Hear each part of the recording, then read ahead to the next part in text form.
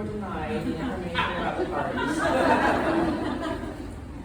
Those are words that I've never had to say throughout my career. Working as a system-based advocate, I did not have the opportunity to work with clients in the direct services at DBSAS or many of the other community-based agencies. But I did build my career working in the system-based advocacy position. I started, like Wendy said, working in then Commissioner Chuck Snyder's courtroom as a courtroom clerk, and moved from there to juvenile court, and then eventually to the city of Bellingham. I retired earlier this year from there. Last week, when I got the phone call from Devin letting me know that I had been selected as the recipient of the Kathleen Marshall Award, I was at a loss for words, which some people in this room might find hard to believe. I'm very humbled to be here this evening, knowing who has gone before me in receiving this award and what it means. I remember Kathleen Marshall very well, and I was very impressed with her commitment to the dedication of making the world a better place for survivors of domestic violence and sexual assault in our community. As I thought of saying a few words today, I spent some time reflecting on the values that Kathleen exemplified and how she encouraged those around her to be better, to do better, and to always put the survivor at the forefront of their thinking. I also thought about how I often look at the relationships between the agencies here in Whatcom County, and how each one is a part of the puzzle that makes up our community. It has been said that a chain is only as strong as its weakest link. And the same can be said about a hammock, only being able to hold someone up if all the strands are strong, and it is only as good as its weakest strand. Each agency is a strand on that hammock that holds up victims and survivors, and each agency has to do the best that it can do, and rely on the knowledge that each of the other agencies are doing the best that they can do as well.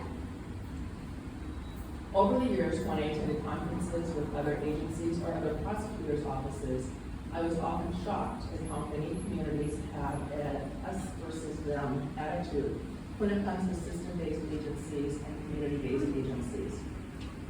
I have long known that Whatcom County is unique with the multidisciplinary team that we have, as well as the collaboration between agencies, and I am proud to have been part of the team in our community that has been dedicated to survivors to be a better part of that hammock that is holding them up. The hammock that supports victims and survivors can include their family and friends, their faith community, a mommy and me support group, book club, or DBSAS. But for those who find themselves in the criminal justice system, from the Whatcom receiving the 911 call, gathering important information related to the safety of the victim, and ensuring that the scene is safe for law enforcement to respond to the officers who go to the scene, prepare the reports, statements, complete that lethality assessment protocol, the LAP that was referred to earlier, and provide the victims the pamphlet with resources on it, and also offer to make the call to DBSAS to connect them to an advocate right there while the officer is still on the scene.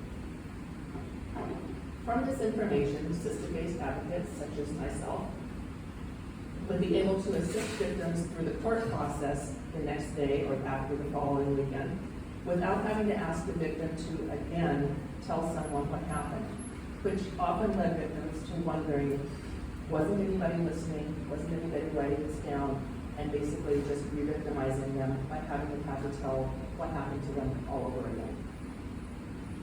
From the information I would get from law enforcement in those reports, a system-based advocate can assist the victim through the court process and then make a warm handoff to the probation department who will be monitoring them on a pre-trial basis. Again, part of that hammock. Everyone in the room is working towards the safety of that victim.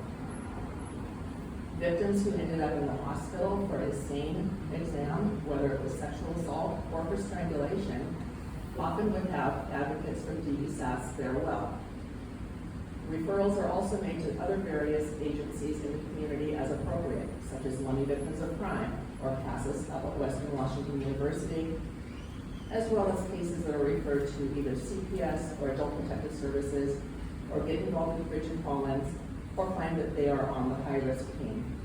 The high-risk team involves other agencies as well, including Department of Corrections and again, probation. An often overlooked part of the hammock to uphold victims in our community is the Crime Victims Compensation Program, which covers counseling costs as well as other expenses that crime victims may have incurred as a result of the incident. There are many other agencies that participate in victim advocacy, and I realize I have not named them all. However, without all the pieces of the puzzle or strands of the hammock, victims and survivors would not be upheld, supported, or empowered as well as they are. Working in a community where each and every one of us in our various agencies do our best to see that victims are at the forefront of our thoughts, we are fulfilling the vision of Kathleen Marshall and honoring her memory with the dedication to making the world a better place for survivors of domestic violence and sexual assault.